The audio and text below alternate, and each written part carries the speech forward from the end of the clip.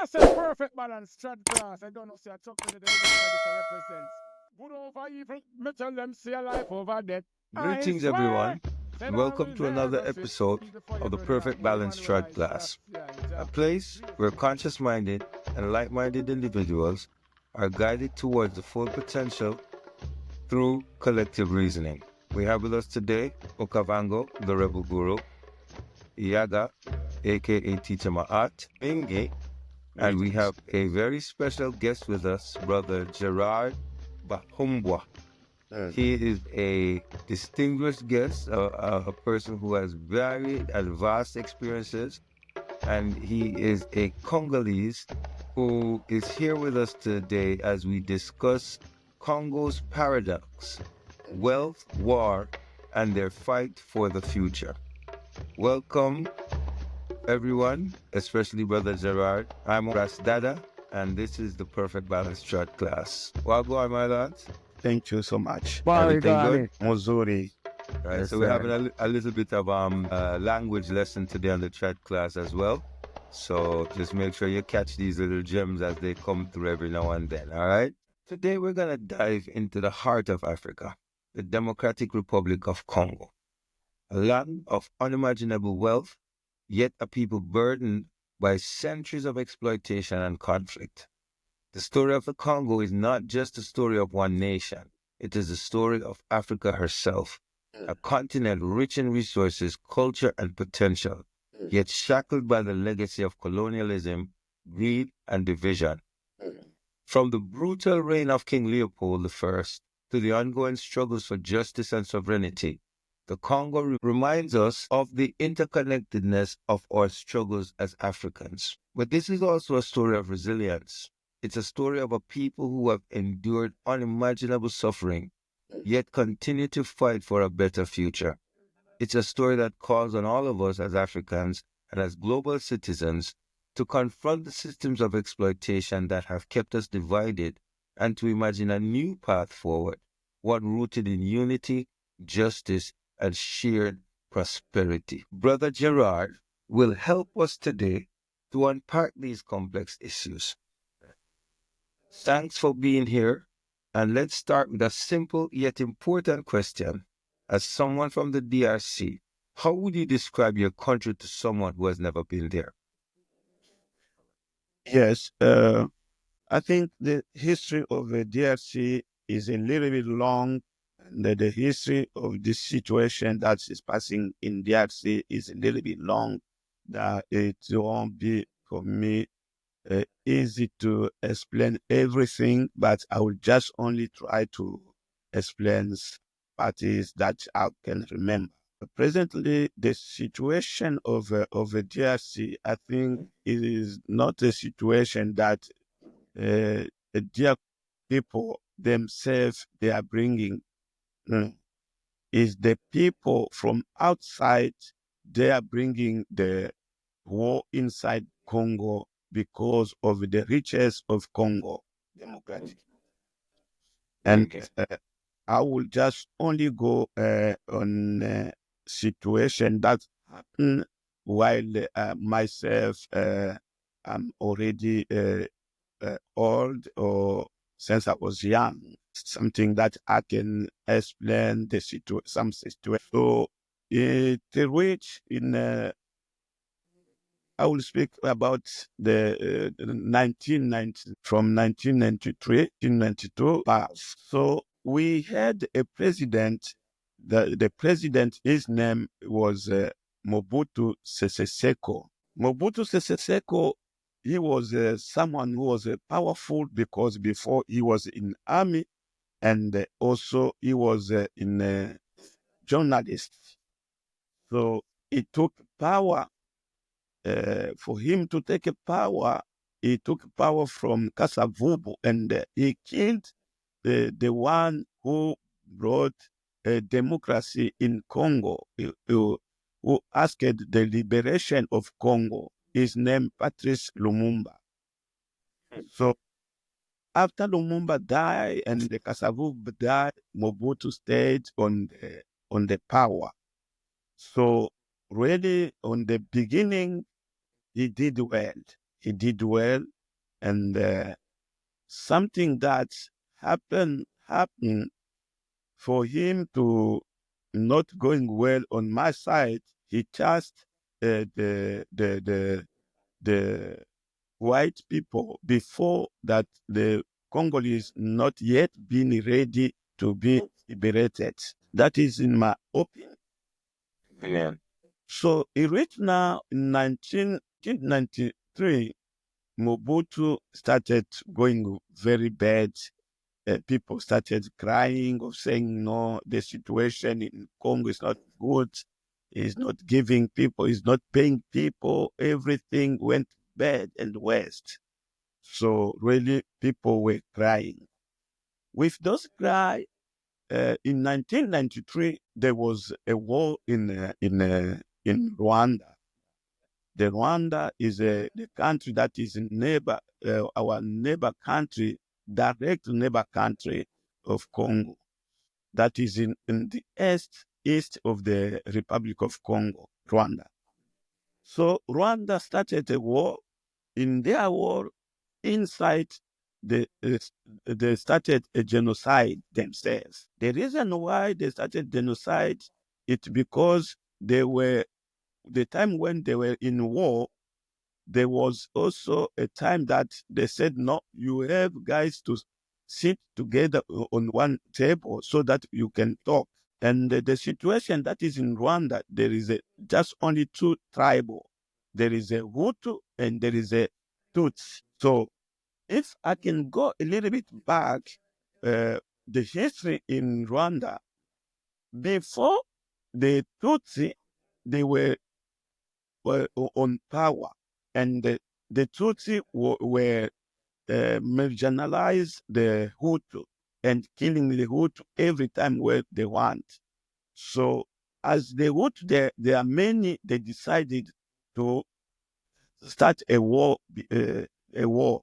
When they started to make a war, they chased a Hutu. The Hutu chased the Tutsi outside of the country, and the Tutsi ran in neighbors countries, especially many of them, they went in Congo, other them they went in Uganda, another them they went in Tanzania, because those are the countries that they are neighbors of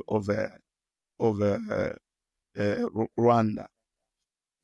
So And this was in 1959, right? yes, before Okay. 19 yes, that is 1950. Timeline. Yes. So those people who went there, the UNHCR gave them the place where they can live. So if I can speak now about those who went in Congo, those who went in Congo, they went in the east of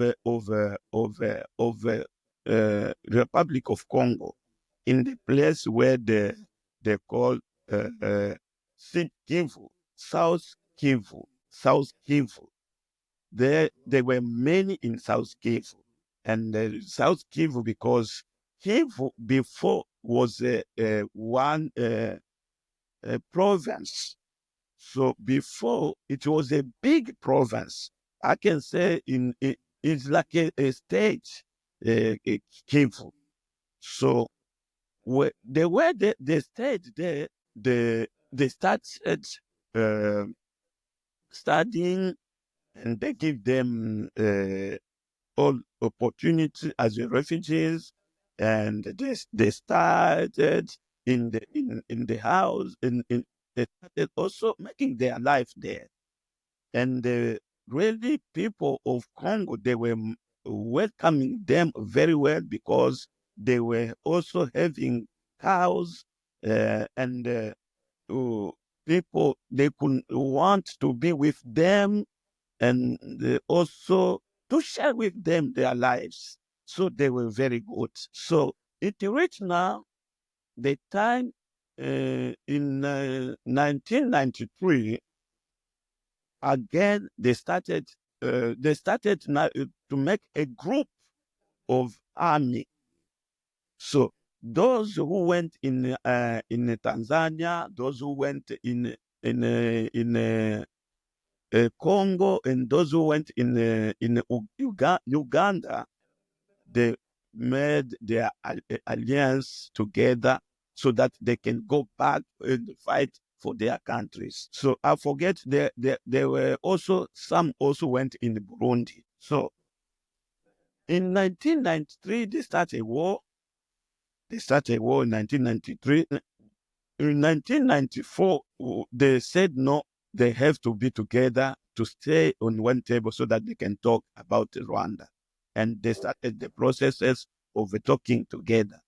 So it was a day, one day, the president of Rwanda went for the processes of peace in Tanzania.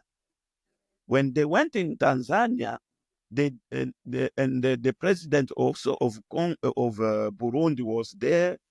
So many presidents were there. Even Mobutu could support to go, but he didn't go that day. So the day now of them to come back from Tanzania to each one to his country, they took one flight. The president of Burundi and the president of Rwanda, they took one flight. So when they were coming, before they land, they shooted the plane of the president of Rwanda, those rebels. And the president of Rwanda and Burundi died. So the time when those the Hutu, because the president was a Hutu, when they saw their president dying, and they said, no, this is the Tutsi, also they are the one who killed our president. Now they started now killing each other. So in killing each other, there was a army from France came, and they wanted to stop that genocide, but they could not stop it until those rebels of Tutsi, they chased out the Hutu who were on power, and those Hutu, they went in Congo. I can say more than 1 million of people who ran away to go in Congo. And they ran away in Congo, in the east of Congo. Most of them, they stayed in the south of Congo, and the other of them, they stayed in the north of Congo. And they made a camp, refugee camps. So those refugee camps were in Mugunga. Mugunga is in Goma, and the others it was in Katale, so near Goma, and the others they were in Bukavu. So the refugees stayed there.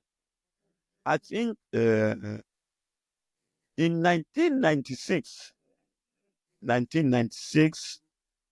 the Rwanda army decided to come in Congo so that they can destroy the camp that was in Congo, because they said that no, those people who are in Congo, they are dangerous to us, so that we can't accept them to stay there. They have to move there to go out and they come back to our countries. So they decided that I think with the white, it was a complicity with white people, and they empowered them with munition, with arm, and then they managed to go in Congo and create a war in Congo until those people, some of them, they went back, and some of them, they ran away inside of the bushes. So those who didn't get the time, many of them, they were killed. Because myself, I was working with in NGO, and I saw the body of people lying on the ground. Plenty. I can't even say how many people who died. There were many people who died. So you know yourself as there is a war. The war didn't check, because when they came in Goma, many people also, the citizens of Goma, ran away. on the time that the people will run away, also people died. Many of people died on that time.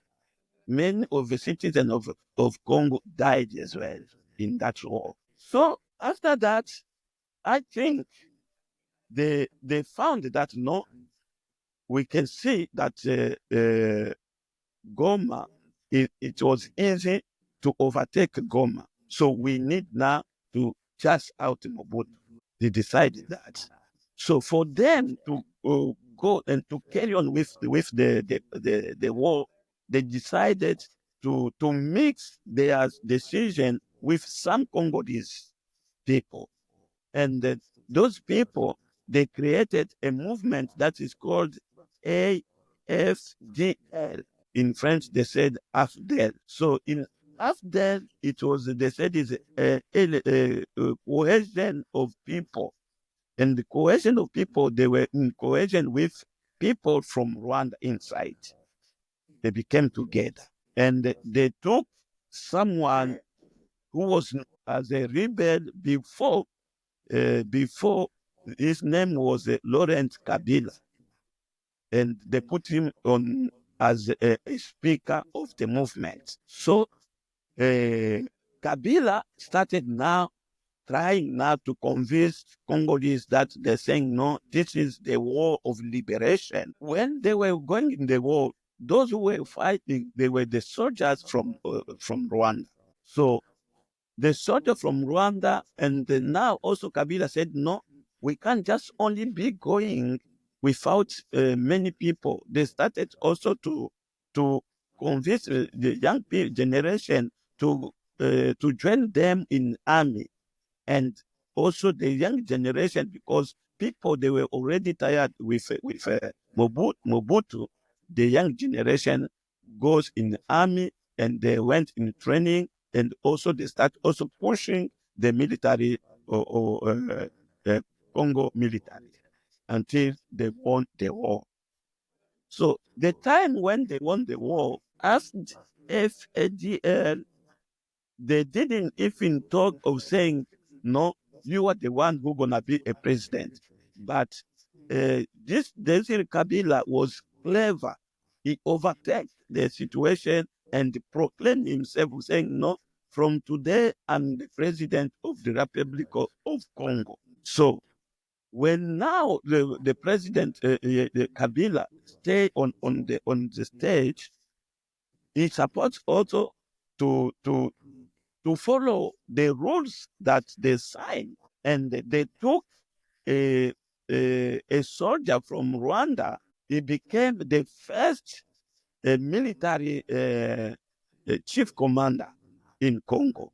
His name is James Kabarebe. Until now, he's in Rwanda and is working in Rwanda. James Kabarebe became a first commander of the army of Congo.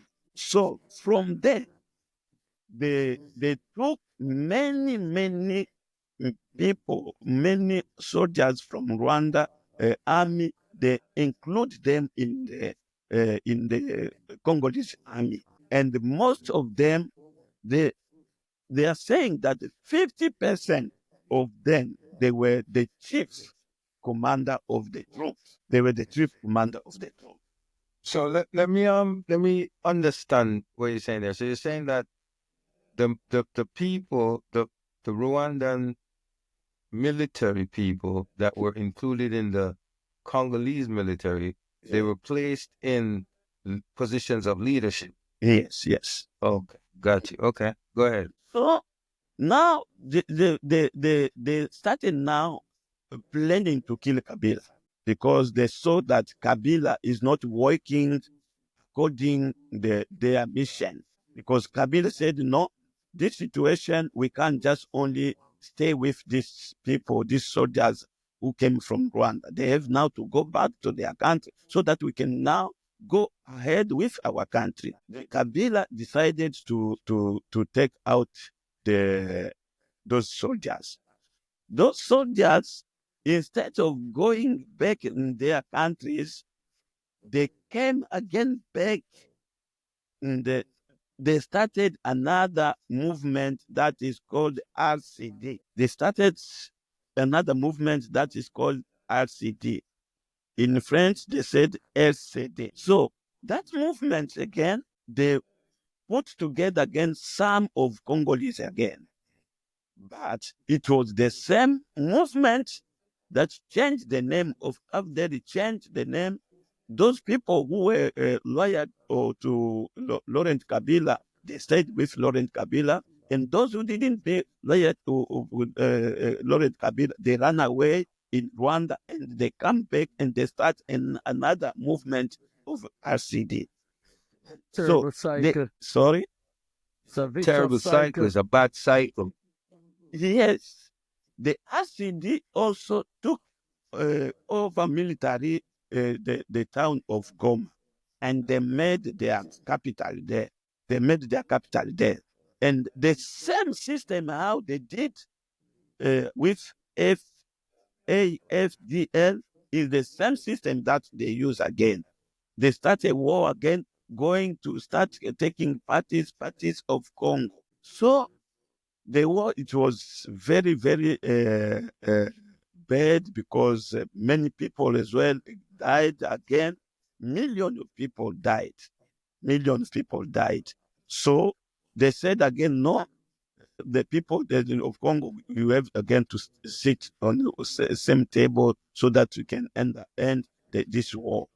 They sat on the same table and they went in South Africa for them to sit on the same table and start talking. So from there, they wrote a constitution. They agreed together. They said, okay, you guys from RCD, join us. Okay, something that I forget. The time when the RCD was created, after I think 3 or 6 months, Uganda also created another rebellion that they called us also MNC in Uganda. And they also took someone his name Jean-Pierre Bemba. They put him on power there as a leader of that rebellion. So all of them, MNC and the RCD, they went together in South Africa for talking. They talked and they said, no, we have to make a one government. So they took someone from Congolese government as a president, and also they took also someone from RCD as a vice president, first and vice president, someone from second vice president. So there were 4 vice presidents that they put it together and they start working together. But before I go on, before they start this situation, I would like also to say something that I didn't mention, how Laurent Kabila was killed, because Laurent Kabila, he said, no, I can't negotiate with Rwandese. Those people who are fighting me, they are Rwandese. They are not Congolese. So with those fights, always Kabila was saying, no, those people are not Rwandese. They create a movement. They killed him in Kinshasa. So the government of Kinshasa decided to say, no, let's take now the son of Laurent Kabila, so that we can put him on the power, because Laurent Kabila really, he was popular in Congo already, because people saw how he worked, the life of people who become good, and they were happy with him. So they decide, as this man was loved with population, let's take his son. And something that I would like to mention, the son of Laurent Kabila that they are saying, he will also do his training, military training in Rwanda. So he grew up in Rwanda and he did his military training in Rwanda. And the James Kabarebe is the one who trained him as a military. So you understand already that he had that mentality of Rwandese mentality. So when they started now talking between those government and this rebel movement, Lawrence Kabila accept everything until they make one government together and they start working together. So while they are working together, these people, as they are not happy always, they decided again to come out from that movement. They created another movement that is called CNDP. They start another war in Goma again. So this CNDP, they fight. They went on talking. They said, no, we are not yet convinced. They convinced them to come, and the leader of CNDP, he was locked up because of the problem of killing people. They locked him up. So after that, they created another movement that is called M23. So M23 is if they said M is the movement that it was created on March 23, 2012. This M23, they start now claiming saying, no, we want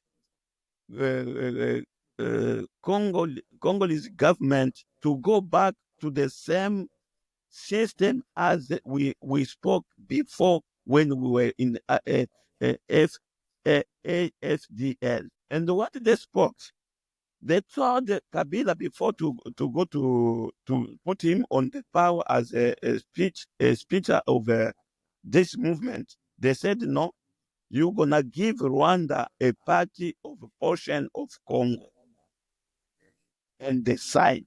So when Kabila reached on top as a president, he said, no, that time I was in as a rebel. How can I give you a part of my country? The country is not mine. The country is for the Congolese. So this is the situation that is passing in Congo every time. Very interesting. Yes. Absolutely.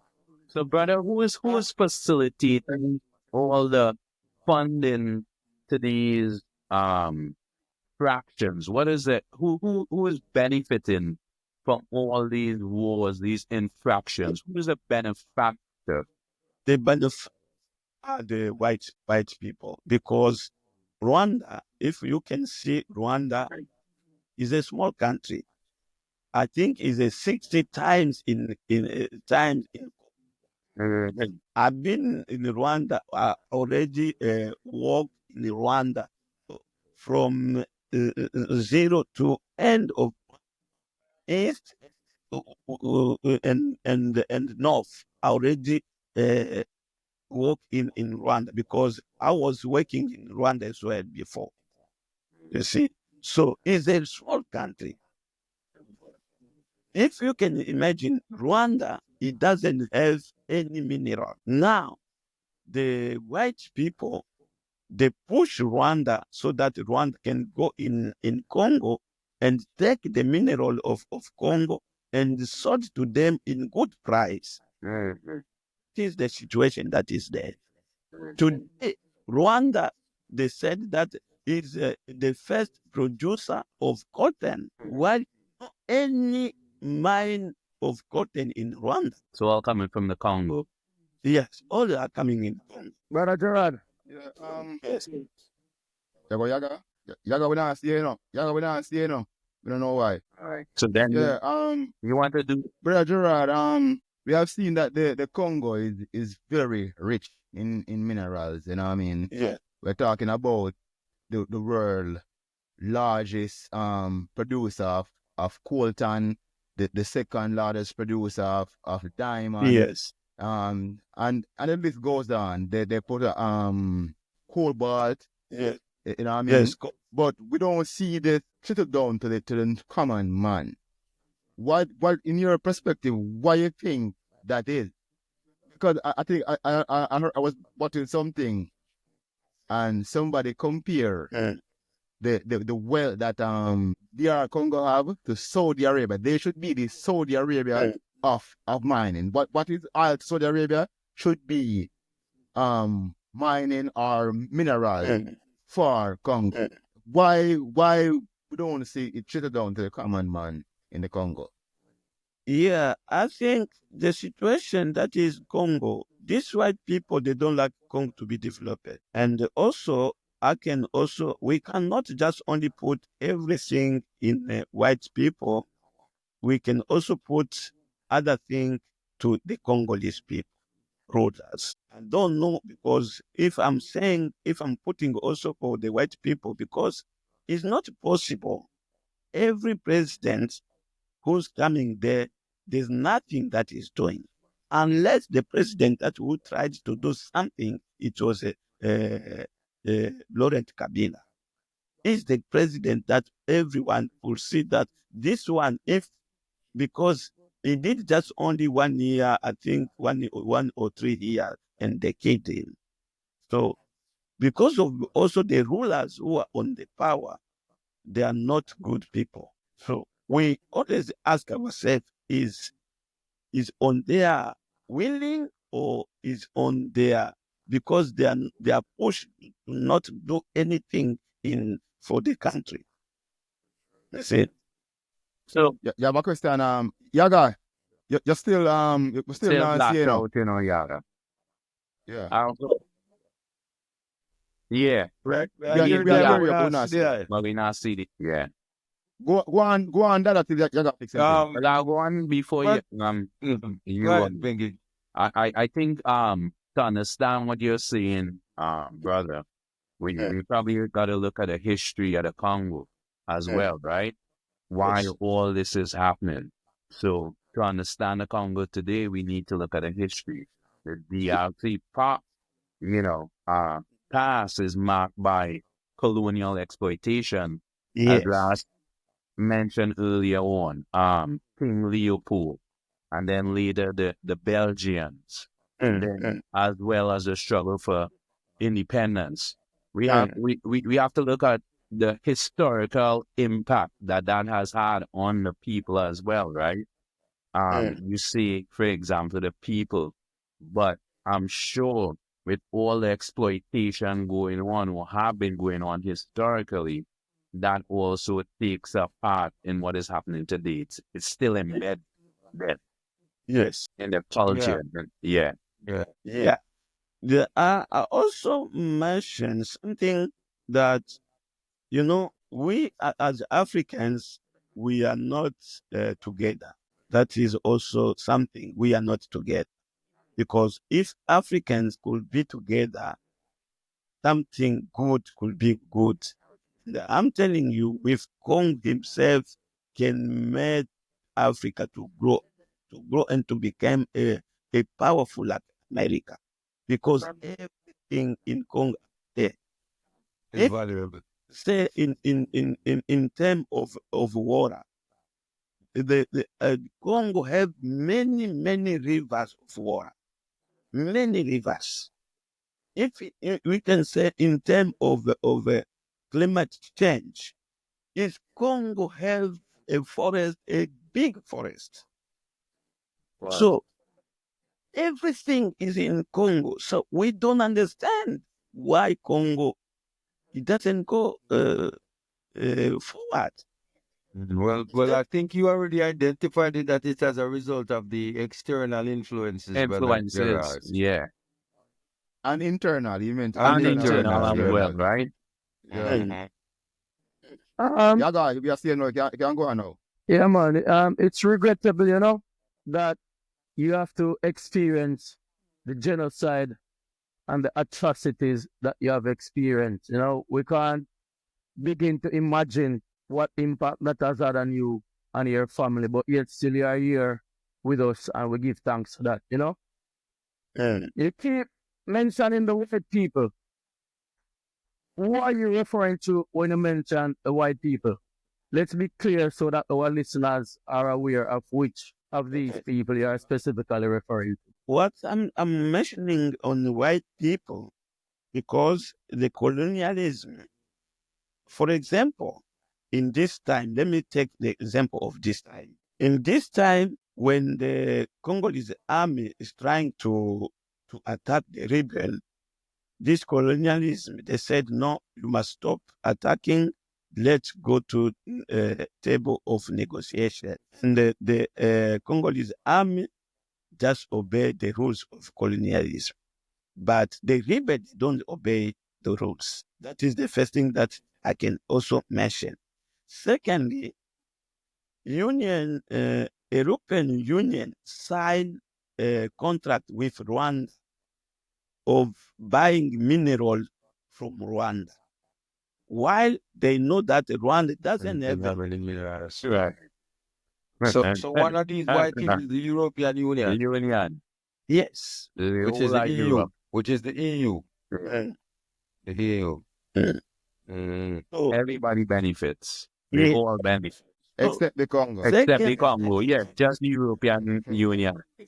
second, what they did, they put Congo in embargo. You know, embargo. I don't know if Embargo, right, right. they put it in Embargo, sanctions. all those times that they were the war. The Congo were in embargo. They can't buy munitions. Can trade. And when the rebels they are coming to attack Congo, where those rebels are getting Their ammunition. and the arms. Right. So they are those colonialists that they are giving and arming the rebel.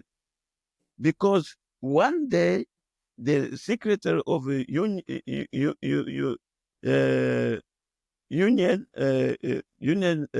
how do you call United. yeah, the secretary United countries said United Nations. yes. It spoke this. He said M23 is a group arm that they have munition than the government of Congo. And they asked him where those people get those armies. They said somewhere.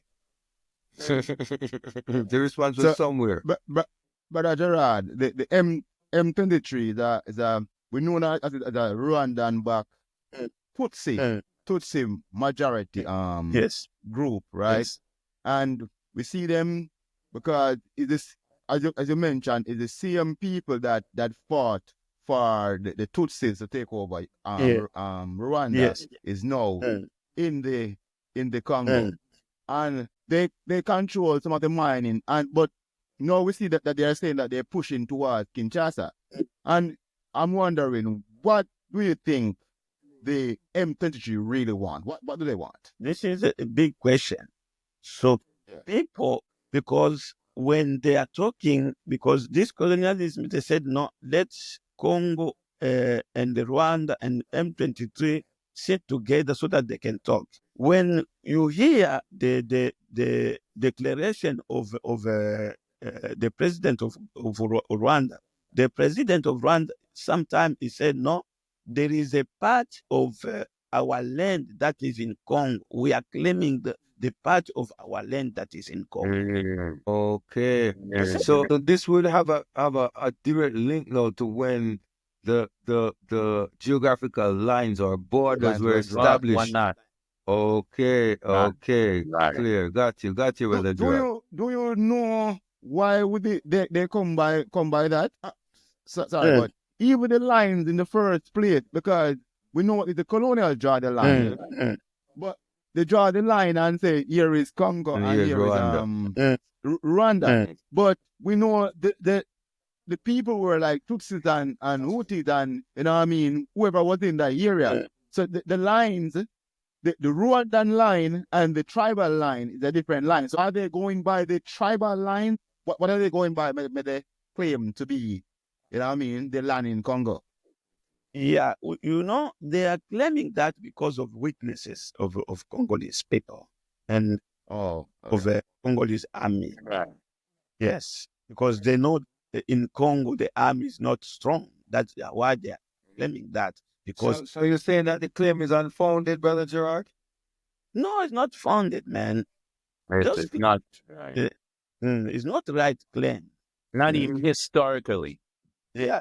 See, But the Rwandese are saying they are Congolese, and the Congolese are saying that they are Rwandese. Yeah. What's the way forward to address the situation? okay. Maybe let me go historically on the line that's created by the colonialists. If we can just go in North Kivu, in Goma, where there is a war, those parties is really is on same land, but just only the line that they cut it. Right. And historically, they are saying in North Kivu, there were somewhere they cut it. There were some people who used to speak uh, Kinyarwanda. When they cut the line, some stayed on Congo side and others stayed on On the Rwanda. on the And no Rwanda side. one, right. You understand? Good. So those parties, they were Hutu and they were also Tutsi. And in this side, they formed together and they were living together without any compromise. Problems. Right. The time when this soldier from Rwanda, when they came in Goma, they found those Hutu were there and they started also killing even those Hutu who were there. One little small question: is there any minerals on that piece of land that they say is theirs? I'm telling you, as I said, Yeah. this on this part of North Kivu, the where M23 take is the where coltan come out. Mhm. 60% of coltan that is coming on that place.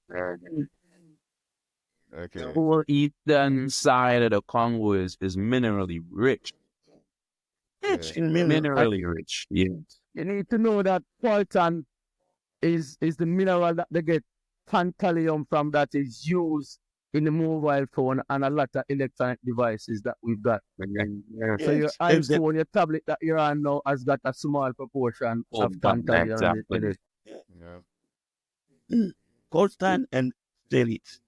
That is the Yeah. It's very complex, but the complexity also lies in the fact that you have a small country, right, like Rwanda, having such a big stake in the Congo itself, meaning militarily, how the country is moving forward, or how they extracting and benefiting from how, I don't know if they benefiting, but they extracting how well through war. That is the real amazing thing to me. Like, you have this small amount of people having so much influence in the Congo. And as you say, because the Congolese army is weak as well. But yeah, that is very, very It's interesting. also strategic. It's also strategic as Absolutely. It's very And strategic. to Yeah. Bingy, and to add what you're saying, I want to ask Brother Gerard, why is the Congo army so weak? Why are they so weak? presently, if we said the weakness of Congo's army is because of those how they took the army from Rwanda, they put in the Congolese army, and most of them they are the chief commander of the group. You understand? So as I said, there is like a 50% generals of the Congolese army or Rwanda. Rwandans. But not only Yeah, that, you see the one-sidedness too, because Rwanda is being backed by colonial powers, whereas the Congolese are not. So you also see that disparity as well. Which seems strange too, because like these foreign bodies always claim to be supporting human rights and the rights of people. And in this struggle, this case, you see where it's a blatant theft of Congolese property, Congolese minerals, and yet still they're defending the other groups. Brother Gerard, can you hear us? Yeah, I can Because, hear you now. because it benefits them, right? Think about it. It benefits the Europeans. It benefits them. And And even going back to a point like you made, when you see people like Patrice Lumumba, for example, rising, and a great man, everybody should know who Patrice Lumumba was, right? A real soldier who rise from nothing and becomes the first prime minister of the country, right? yes. We look at what his goals was for a place like the Congo, and his goal was to make sure that she's independent of colonial Yeah, yes. influence, Yes. right? So people like that, they murder, right? Because you're working in the interest of your people. So we have to get back to that point. The Congo have to get back to that time when you have leaders who are now going to be working in the interest of their people, right? But it's hard. It's harder said than done because now still have this great European influence. And that is the problem of all of Africa today, not just the Congo, but the Congo being the heart of Africa. It's even more an issue when you look at it. What they gaining from that one place, the heart of Africa, the Congo. Mhm. Yeah, Real talk. yeah. Yeah. Until So, Congo is free, Africa will not free. God, Yes. are there any other forces fighting alongside the Congolese army? Forces that are fighting Congolese army No, fighting with. fight them with them. with them. Okay. Yes. So in Congo, because of no trust of army of Congolese army, the young people they created their movement. They created their movement to stop those Rwandese army to come and overtake because the Rwanda army, when they wanted to go in Congo and do their things, they were easily going and take over. So Yeah. those young people, they create as a resistance. What do they call themselves? They are calling themselves the Wazalendo. Wazaleno. Yes.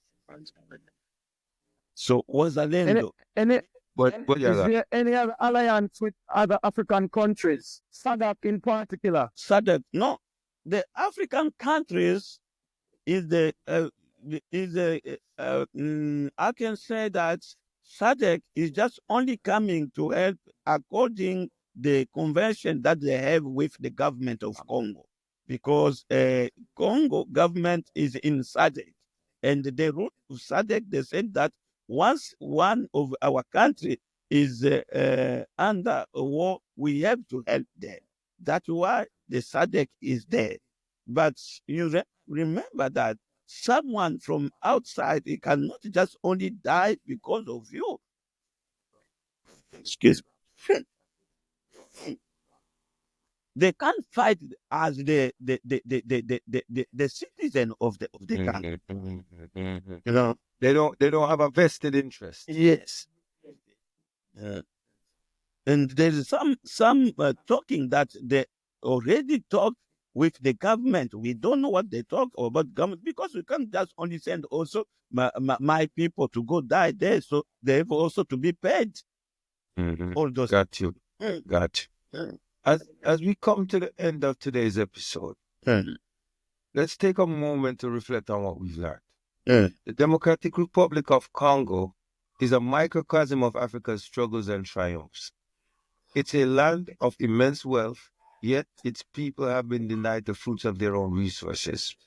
It's a land of resilience, yet its potential has been stifled by conflict, exploitation, and external influence. But the story of the Congo is not over. It's being written every day by the Congolese people, by the miners, the farmers, the activists, and the dreamers who refuse to give up.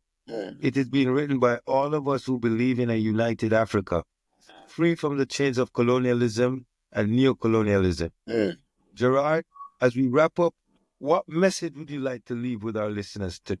The report that I give, first of all, I give the report to African people. African people, let's be united and know who is our enemy for development of Africa. We have one enemy who is the colonialists.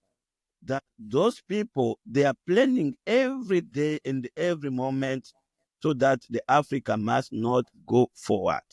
So we have to refuse that as young Africans. That is Gotcha. my message. So Okay. let's unite together and save first Congo, as Congo is been in war. Because if we can just have a look for Congo, since this war of Congo started, things in Africa are not going well. Things in Africa are not going well because of that. So we need to save Congo and also to stop those who are used by the colonialists. Gotcha. Yes, that is my message. So, what can people around the world do to support the Congolese people and contribute to a brighter future for the Democratic Republic of the Congo? The world must put pressure on Rwanda president, because I cannot say that is a Rwanda people. Is a Rwanda president who do this, because since he took over the power of Rwanda, and then this situation also started in. So people were in peace before him, but after him, he's the one who brought this situation of war every day and every time. So we need to push pressure on the president of Rwanda.